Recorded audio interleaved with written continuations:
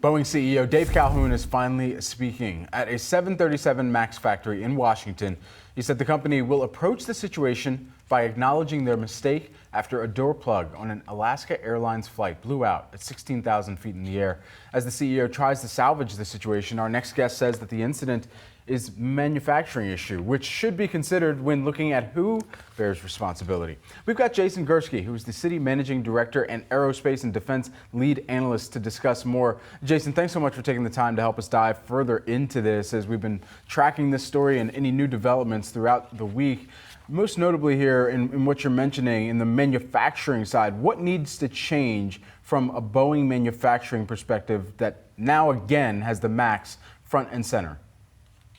Yeah, look, I think the first thing we need to do is, make that delineation between a manufacturing issue versus a design issue. And this really does look like it's a manufacturing issue and not a design issue with the aircraft. If it was indeed design related, we'd probably have a bigger problem on our hands here because they'd have to go back and redesign the aircraft and get it back through a certification process. And we'd probably be facing much longer delays. On the manufacturing side of things, it looks like there's the potential here, some poor quality. We've seen some quality escapes at Boeing and its suppliers here over the last 12 months.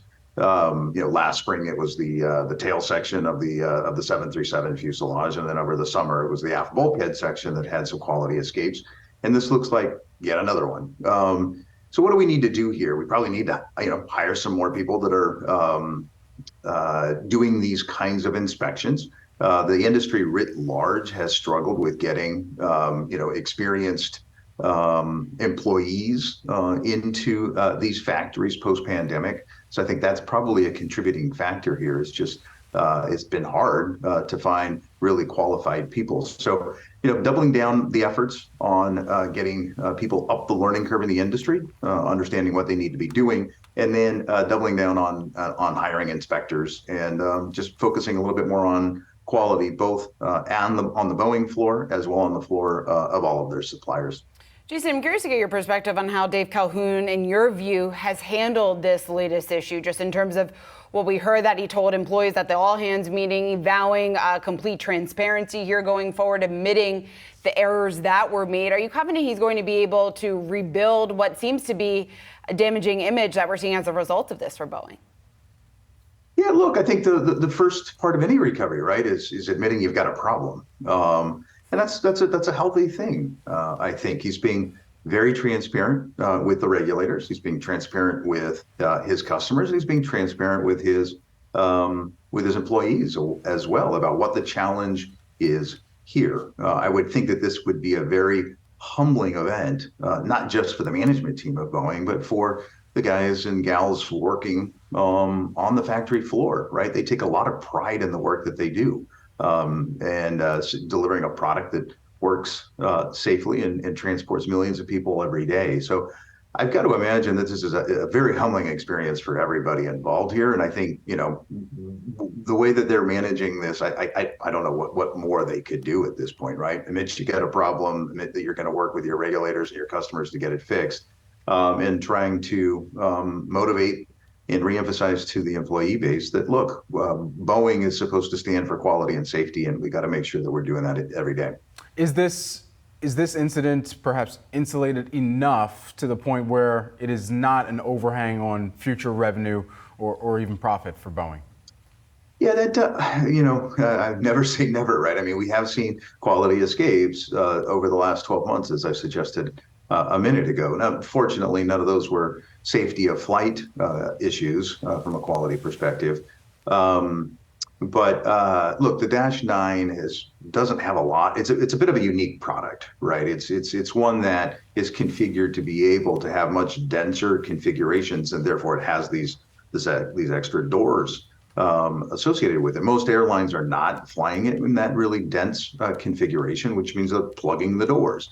This has been going on since the late 1990s, right? The 737-900ER, similar, had those doors. They were plugged. We haven't seen any issues like that. The current variant of the aircraft, the MAX, has been flying since 2015. Again, no issues. So it seems like the design's good. there aren't all that many aircraft that Boeing is shipping out that have these plug doors, right? This is a bit of a unique product. So hopefully it is, constrained or specific to this one product. We develop a better process on checking things out before they think it all goes out the factory floor, and we get these planes back in the air sooner rather than later, and this ends up just being a small blip in the long history of Boeing. Jason, when it comes to, and you think it's a limited impact in terms of financially, as at least the information that we've gotten so far, but when it comes to the current orders, future orders of the 9 model, do you see Boeing being able to convert those orders to some of their other models, and what does that roadmap look like? Yeah, I mean, there are only about 120 orders on the books today. So look, if they decided they're just going to walk away from the Dash 9 product, which I don't expect them to do, but if they were, they would work really hard to convert those into orders for other types of aircraft, either the Dash 8 or the Dash 10. I don't think, you convert a Dash 9 order all the way down to a Dash 7, which is the smallest variant of it. You probably go on either side of it, the Dash 8 or the Dash 10. Now, the Dash 8 is the one that's currently certified and they're delivering today. The Dash 10 still has yet to be certified. So I guess the proclivity of airlines, if they need lift sooner rather than later, would be go to take the Dash 8 because it's certified and there's no uncertainty around when it might get certified. What is, if any, responsibility does the FAA have within this process as well? Because perhaps that's where it drew our attention back to the relationship that Boeing has with the FAA, where the FAA has oversight, at least in making sure that beyond the design and then even into the manufacturing, that each of these aircraft are getting green lit to go out the door. Yeah, look, I mean, technically the FAA does sign off on these aircraft when they get delivered, right? And, as I suggested earlier, this configuration with plug doors has been around for a really long time, and we've never had an issue on it, right? So, the way that this kind of works is that Boeing, does things and, builds up a very nice long track record of doing things well to the point where the FAA says, okay, you know what, I don't need to come in and inspect that. You guys have been doing that now for decades. Just continue what you're doing.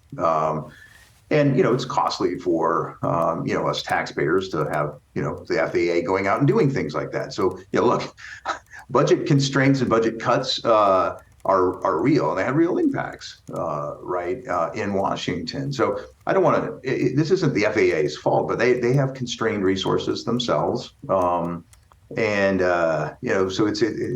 there's this, kind of dichotomy going on where you'd love the FAA to be signing off on every and overlooking every single process. That's, from a budget perspective, not possible. And you've also got long history of, safe operations of an aircraft that, the FAA would look at and say, I got a triage where I'm going to go do my work. And this one was not on anybody's list, right? Because we've got such a long, safe operational history to date. Jason, great to get your insight here. Thanks so much for taking the time again, taking a look at Boeing shares bouncing off the lows, up just about 1% in today's session. Thanks so much, Jason. You're welcome.